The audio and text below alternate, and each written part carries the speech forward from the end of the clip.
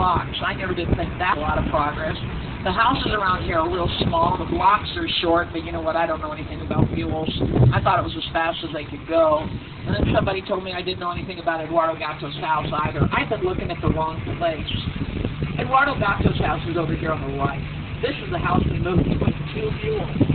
He later donated it to the Cuban community. It was used as a hospital for the poor. It's said to be haunted by a nurse in a stiff collar who apparently runs around and takes people's pulse with real cold fingers.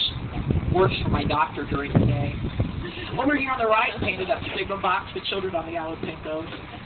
And across the street, we've got a place where you can come and take a class in sand sculpting. And I'm not talking about making a sand castle out of a bucket. Look at what the work that this guy's doing. I don't know what this is all about. I really don't. Now, we are on White Street, which was wide in the 20s when we thought we were going to have a land boom. Now, that didn't materialize on our island. We ended up with a real nice wide street. We've got a lot of neat galleries here, but traditionally, White Street has always been the center of the Cuban commercial area. So it is in neighborhoods around here that we find the best bodegas, the best cantinas, the best Cuban coffee this side of the man. Now, Cuban coffee is a lot different than American coffee. It's very, very rich and very strong. You get a lot of sweet milk and sugar in it. It's normally flakes. It is a tiny little cup about the size of a ketchup container from McDonald's, and it's called Gucci, which means mouthful. Now that stuff's basically espresso with a regular cardo action. Either way, if you're not used to this coffee, it'll keep you awake for 2.5 weeks. Awake from the dead. I think that's why we got a big ghost run around here all wired up on Cuban coffee. Now this is an old high school here on our right in Archibald Elementary School. This was built as a high school in 1921. High school students built the mascot on the lawn, thanks to Tiger, and built the mascot on the current high school, which is an 18-foot tall conch shell. Now, probably weren't on the island very long before you heard that word. Conch. It's pronounced like a conch on the head. It's spelled C-O-N-C-H. And it's a mollusk. Actually, it's a gastropod. And it lives in a shell that looks like this one that I'm holding up. They come in a bunch of different varieties. They've got one thing in common, though, and that is that the meat inside is very, very tough and needs to be ground up to make conch fritters, conch chowder, and conch salad. Because we're really tough, too, that's what we call ourselves here. You're born on the island, you're a conch. You live here 7 years, you're a freshwater conch. We live in conch houses, we drive conch cruisers, we also live in the conch republic. Now, I showed you that blue flag on Olivia Street. I've got another one on the side of my train here on the right. Our republic's real. It was born April 23rd, 1982. We got an anniversary coming up. What had happened was the government set up a roadblock on US 1, the overseas highway. It's the only land access we have to the rest of the country. And they blocked the road for 8 hours in each direction looking for who knows what. Well, guess what happened to tourism? We asked the government if they would remove the roadblock, and they ignored us. The government treated us like we were some little bitty island, way down at the end of the road, which of course is exactly what we are. But we didn't want to be treated like that. So one afternoon, we decided the heck with that noise, and we seceded from the Union. We went into battle armed with stale Cuban bread, makes great sandwiches, terrible ammunition. We surrendered right away and demanded $1 billion worth of foreign aid. There's a huge iguana up here by this purple car. You see it?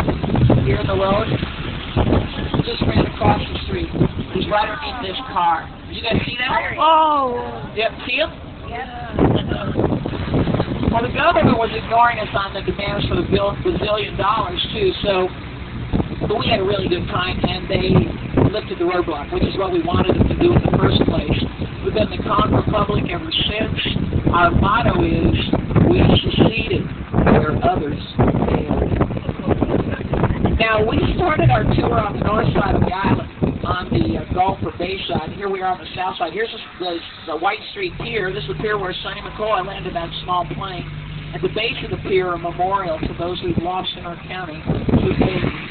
These folks with feet hanging out. You better watch those sandals. If they fall off, you're going to be barefooted for the rest of the day.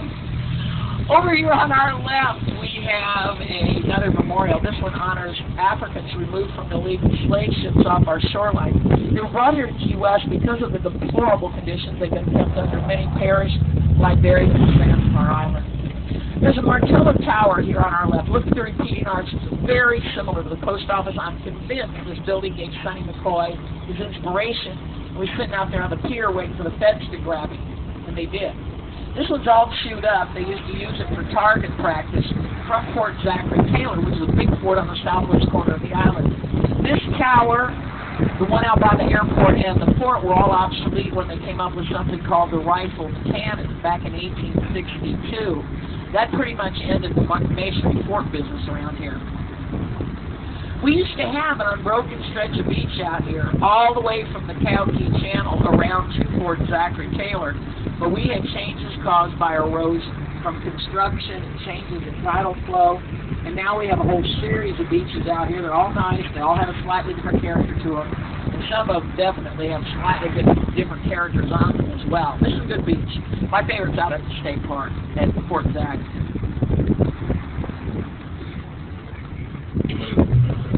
Now, Henry Flagg may not be a household name where you all come from, but he sure is here in Key West.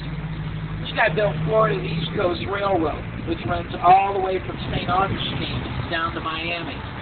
He had bigger plans than that, but what he really wanted to do was to build a railroad to the island of Key West. Well, everyone else in the country knew it couldn't be done. The newspapers called the project Flagler's Folly, so he did it. Over 37 miles of open water across 29 islands and using 41 bridges, one of them 7 miles long. He built a railroad.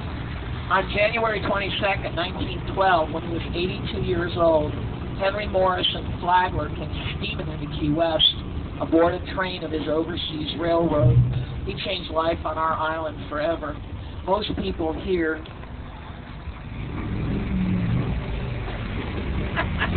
have never laid eyes on a train before.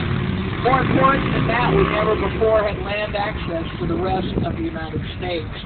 Now, on every major stop on these railroads, Flagler built these fabulous hotels. This is the hotel they built on our island. It's called Casa Marina. It means house by the sea. It's built of imported German concrete, and on the roofs are handmade cubic barrel tiles.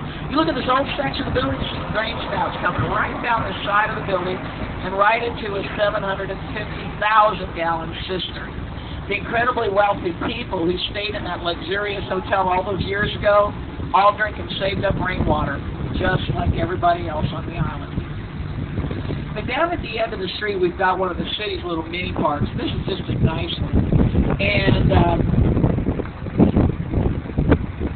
on clear days, where those folks are standing up against the seawall, you're able to see the Sand Key light, but the visibility is really going bad now. I saw it earlier, but I can't see it at all now. Oh, yes, I can, just barely out there. It's out there 5.5 miles, and it's only 130-some feet high, and it marks North America's only living coral reef.